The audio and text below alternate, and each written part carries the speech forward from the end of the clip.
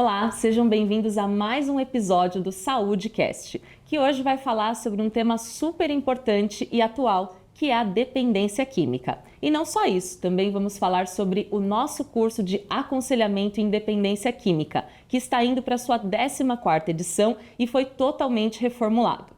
Bom, primeiramente, deixa eu apresentar, a gente aqui. Eu sou a Bruna, coordenadora de marketing da Faculdade Paulista de Ciências da Saúde, e estou com o Dr. Sérgio Dualibe, que é coordenador do curso e diretor de ensino da UniAD, que é a Unidade de Pesquisa em Álcool e Outras Drogas da Unifesp. Seja bem-vindo, Dr. Sérgio. Obrigado, Bruna. É um prazer estar aqui, na Faculdade Paulista de Ciências da Saúde, na SPDM, que é a nossa casa, para falar alguma coisa sobre dependência química e do curso de aconselhamento. Bacana. Então, para começar, você poderia falar para a gente, dar uma breve introdução sobre o que é a dependência química?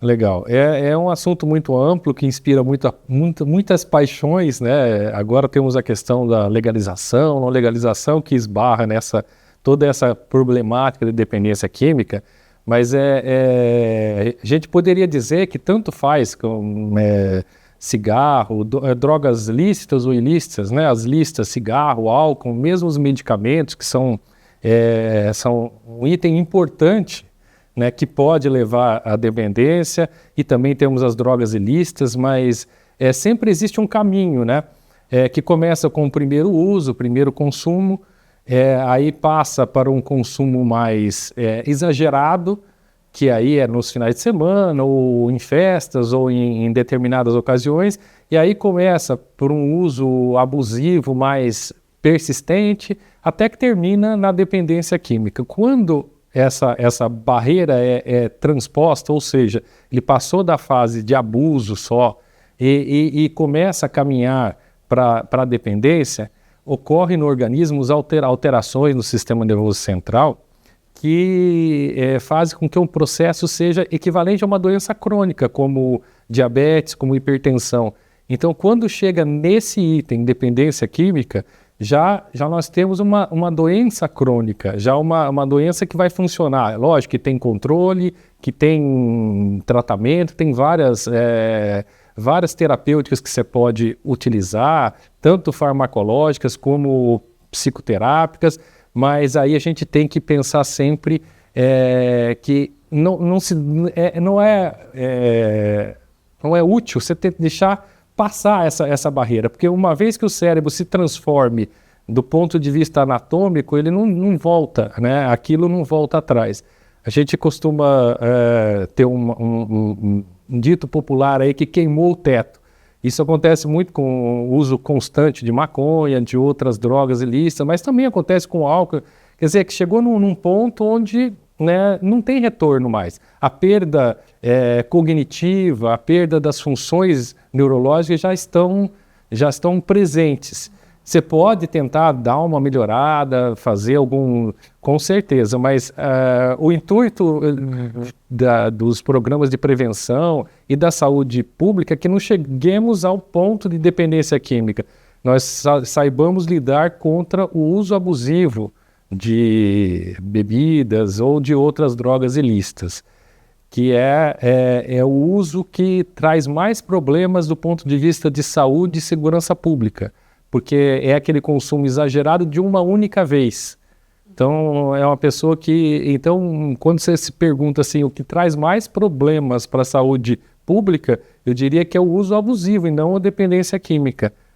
Você vê que os dependentes químicos eles têm um modo de agir, eles são muito mais restritos, né? Eles vivem num determinado ambiente, eles têm o seu repertório muito restritos, eles não saem muito, a não ser que seja para fazer o uso da substância.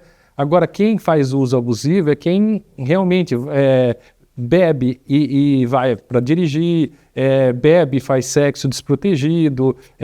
Então, tem episódios associados com a violência interpessoal, quer dizer, quem bebe muito, quem consome muita substância psicoativa, tem essa tendência de ter essa parte relacionada com a violência interpessoal. Então é um assunto amplo que inspira muitas paixões, mas que é um problema de saúde e também de segurança pública. Professora, a SPDM é uma referência nesse assunto de dependência química há anos, né? O pessoal da SPDM fala sobre esse assunto. Inclusive, a nossa unidade Recomeço Helvécia foi o primeiro serviço para dependentes químicos que conquistou uma certificação da ONA, uma acreditação super importante. Como essa experiência ela impacta na vida das pessoas? É de uma fundamental importância o investimento em áreas de tratamento, de prevenção, de uso, abuso e dependência de drogas, né?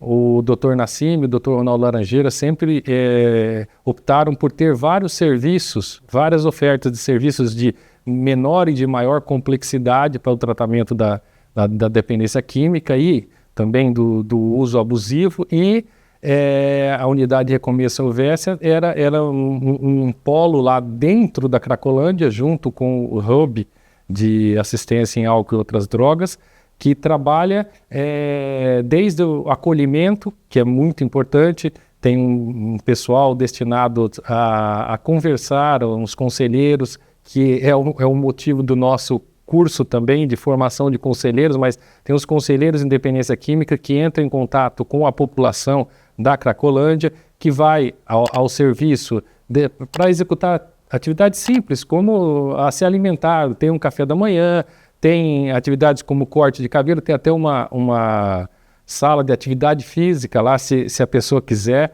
estiver em condições para isso, né? Então ela pode frequentar lá, assistir televisão.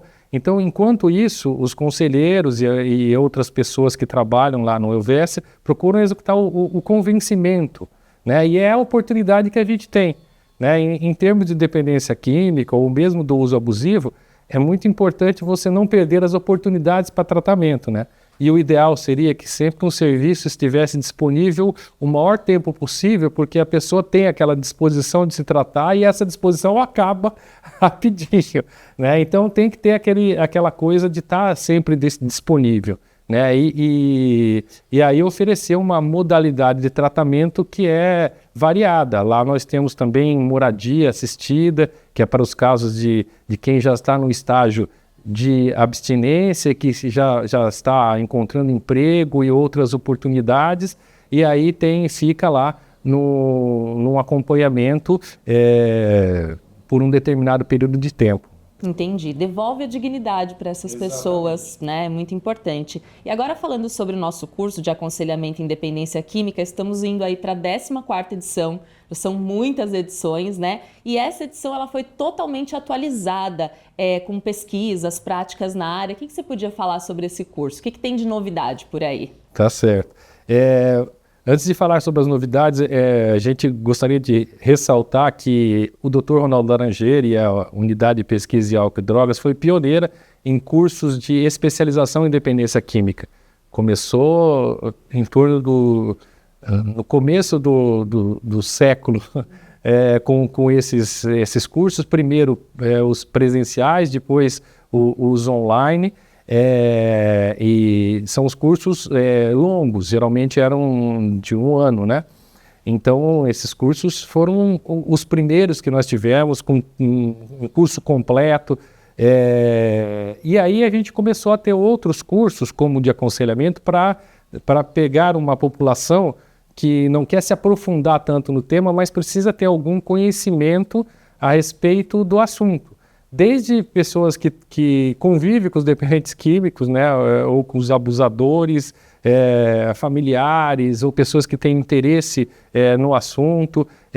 Nós temos as empresas que se interessam, às vezes, de qualificar o seu serviço de saúde para ter uma melhor noção de como conduzir um funcionário que tem problemas com o uso de álcool e drogas. É extremamente complicado, mesmo no serviço público. É muito complicado, não estou dizendo no serviço público que é menos provável que a pessoa seja demitida, mas a abordagem, há uma dificuldade muito grande em abordagem dessas pessoas, né? E o curso esse ano, então nós estamos trazendo um curso reformulado, atendendo às necessidades de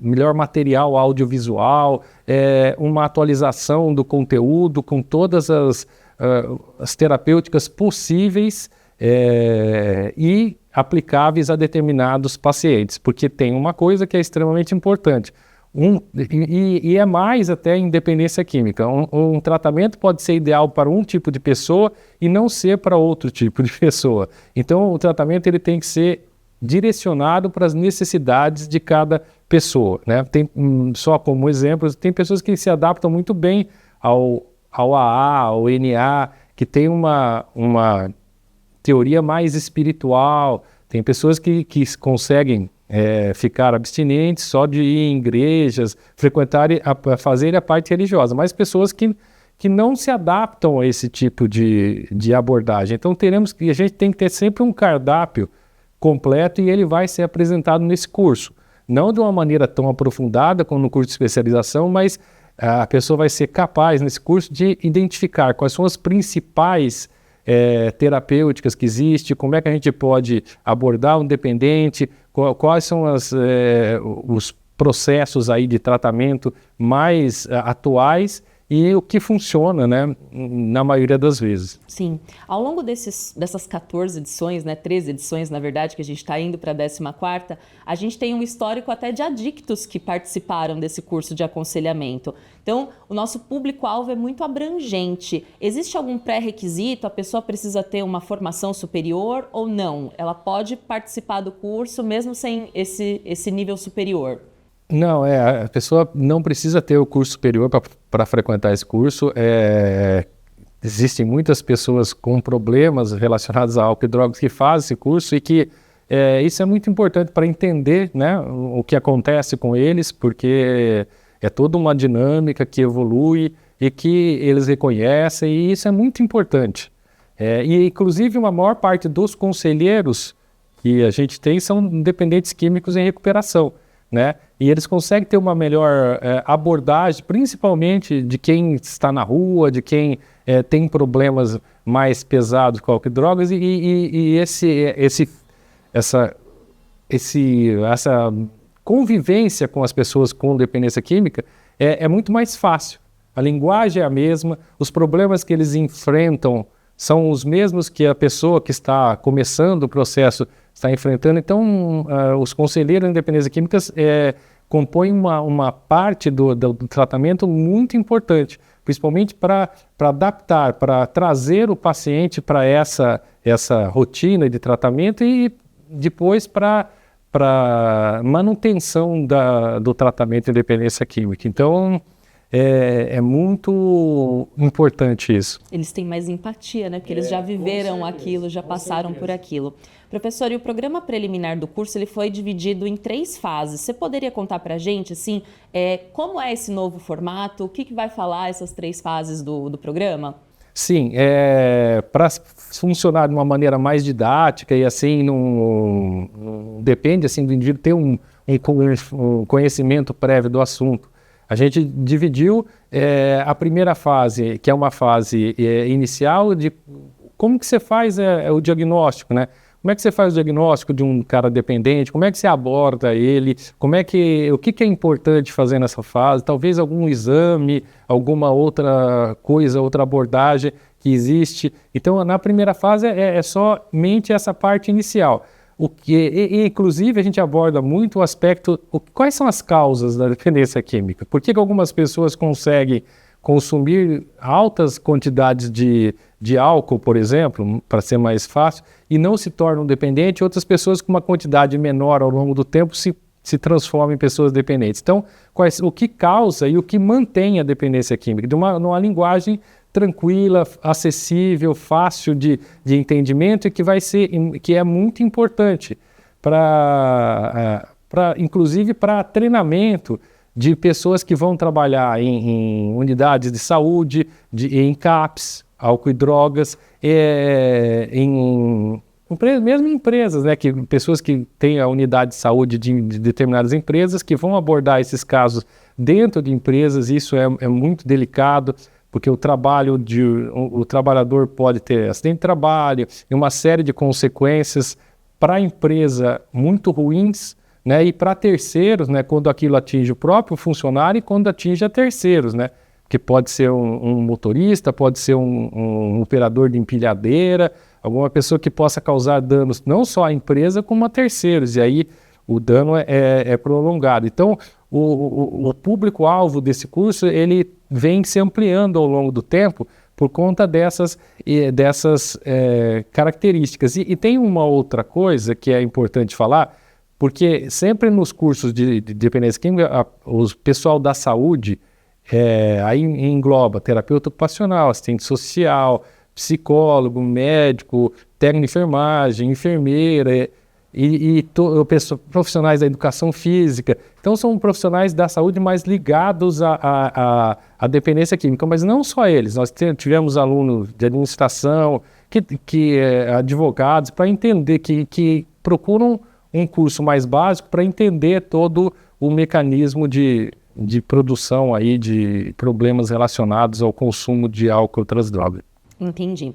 Professor, e além desse conteúdo que foi todo atualizado, né, vamos ter aí uma parte de abordagem prática, quais são os outros diferenciais? A gente tem, por exemplo, discussão de caso clínico, de casos reais no curso? Sim, com certeza nós vamos ter a discussão de casos clínicos de uma forma mais dinâmica e que vai enfatizar...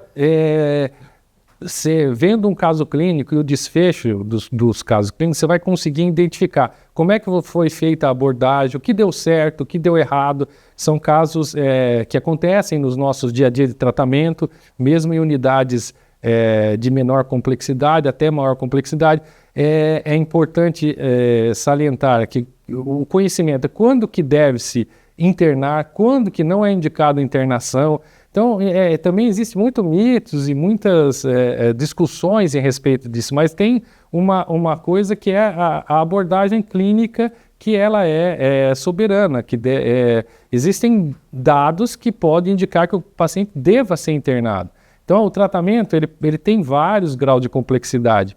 Então, é importante o indivíduo saber, e com esses casos clínicos, ela consegue identificar melhor. Olha, foi uma indicação exagerada de internação? Foi uma indicação boa? O que depende disso? Quais são os fatores que determinam? Agora não tem mais jeito, tem que internar, né? Então, isso são fatores já mais consolidados na clínica e que é importante a pessoa ter o conhecimento, né? E que vai ajudar muito no desfecho. Lógico, durante o curso do indivíduo, se o indivíduo já é dependência, é um curso de doença crônica. Ele vai frequentar desde estruturas de menor complexidade, o que é desejável. É lógico que ninguém quer internar todos os casos, muito menos nós temos vagas para isso, mas durante a vida dele ele vai passar por estruturas de menor complexidade até as de maior complexidade, e aí vai voltar. E é interessante haver sempre uma reabilitação psicossocial, vocacional, para que ele volte em condições de trabalhar, que também é um fator protetor, né? Com certeza. Professor, e sobre a certificação? A gente tem aí o histórico de muitas pessoas perguntando, depois que eu faço o curso de aconselhamento, eu posso ser um conselheiro? Como que essa certificação ajuda no mercado de trabalho, ajuda esse profissional no mercado de trabalho? É muito importante esse processo de certificação, ela é importante principalmente quando a pessoa quer um emprego, né, nessa área, né? Então, você tendo esse curso, você tem noções básicas a respeito do assunto, é mais fácil de você tanto entrar na rede da SPDM como em outras unidades que trabalham com álcool e drogas, né? Você já vai com um determinado conceito. Então, dessas áreas de dependência química que eu falei aí, das áreas da saúde, o curso regular não oferece, às vezes, um aprendizado em termos de dependência química. O aprendizado é muito cru, né? Então, mesmo quem sai de uma faculdade de psicologia, de assistente social, mesmo de medicina, não tem um conhecimento sobre dependência química, o conhecimento é mínimo, né? Porque não tem tempo na grade curricular de abordar um problema tão importante.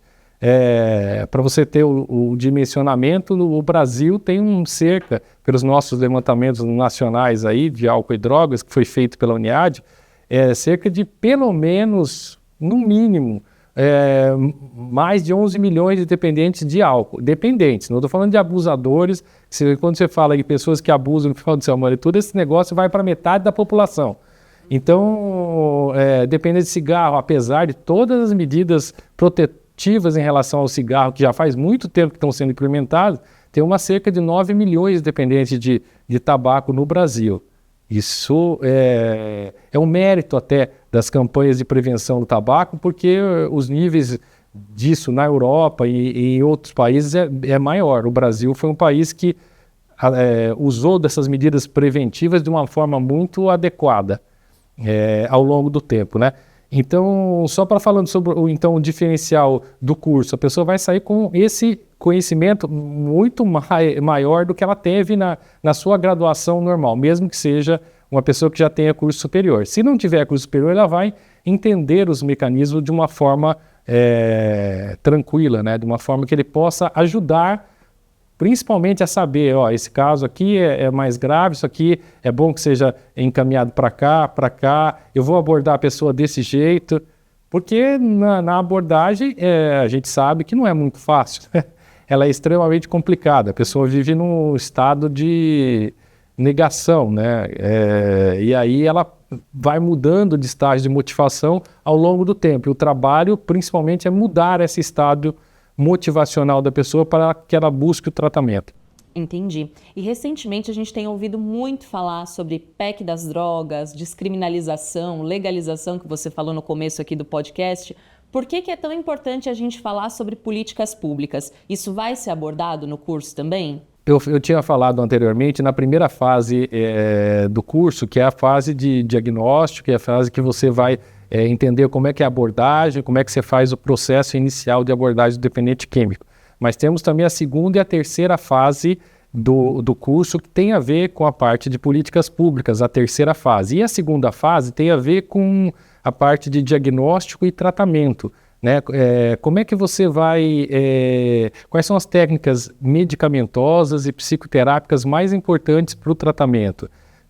Temos várias, temos prevenção de recaída, temos entrevista motivacional, então da parte psicoterápica, temos a importante participação social, né, na reabilitação psicossocial, nós temos, então todos esses mecanismos, reabilitação vocacional, a mindfulness, que é a atenção plena, processos também que ajudam, como meditação. Então, como entra naquele grande componente da saúde mental, vários processos são importantes nesse tratamento, né? Desde você voltar o indivíduo às funções dele, ao emprego, a ter uma determinada atividade, até você ter mecanismos que ele possa fazer uso quando dá a fissura, a compulsão, que é uma das características da dependência, tá? E a terceira etapa, que foi perguntada sobre as políticas públicas, essas são extremamente importantes. Então é importante para quem está no curso, para quem está na vida, trabalhando com dependência química, saber quais são os pilares da prevenção, né? Para não deixar chegar nesse processo de doença crônica que é a dependência. E tudo isso tem a ver com esses fatos atuais da descriminalização, de todos os aspectos que envolvem a droga.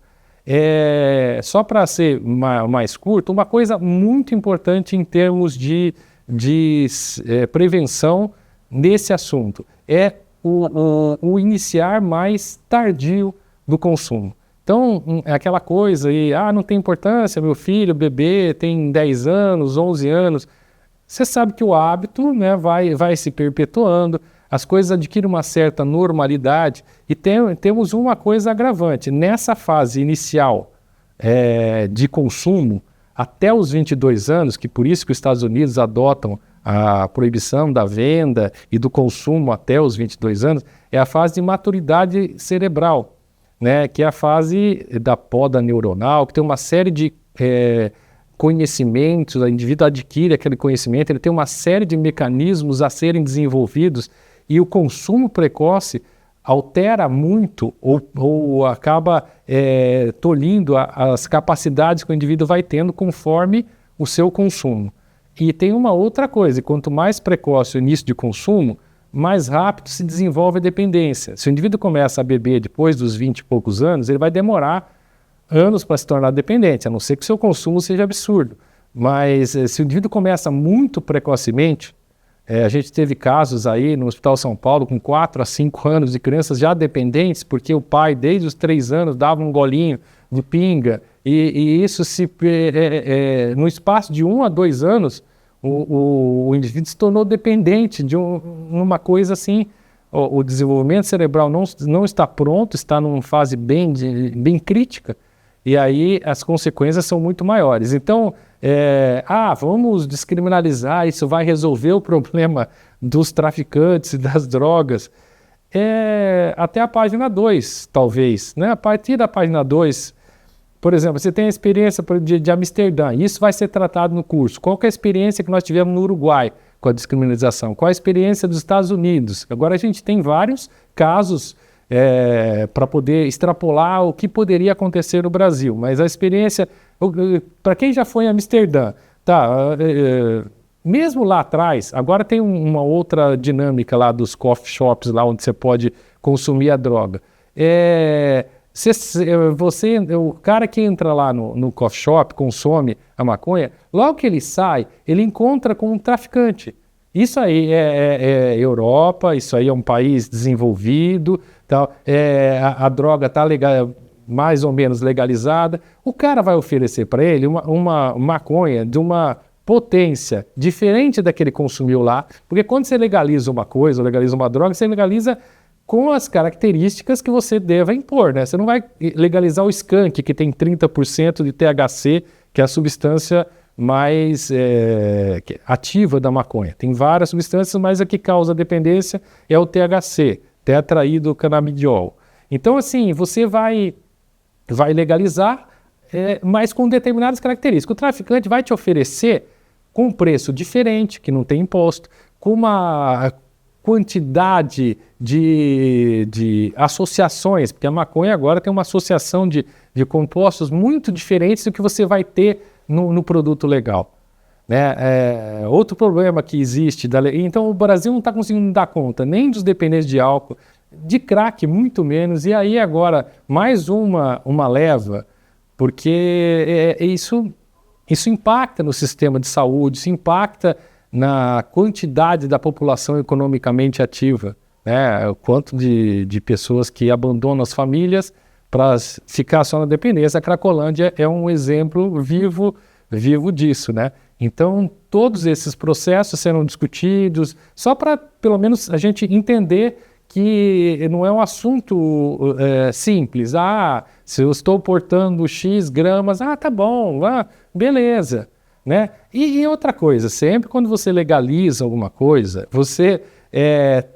a mensagem que você passa é o seguinte: não tem problema.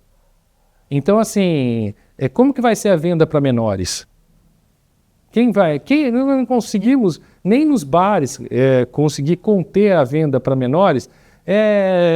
Não conseguimos chegar na segunda fase dos Estados Unidos, que eles procuram mapear qual é o adulto que compra e oferece bebida para criança, e não consegue chegar nem na primeira fase. A gente fez trabalho com crianças, com cara de adolescentes, com cara de crianças que compram bebidas em determinado estabelecimento. A gente vê que a possibilidade de sucesso é muito grande. E quando não tem sucesso, é porque determinado cara tem uma determinada conduta. A gente vê que os estabelecimentos não tem uma determinada conduta fixa de não vender. Por exemplo, se é o dono que está lá, ele pode recusar a venda para o adolescente. Mas aí, dali a pouco, tem um outro funcionário que isso não faz mal, tal. Vai lá e vende. Então, mesmo num determinado estabelecimento porque as leis do Brasil são muito frouxas para isso, né?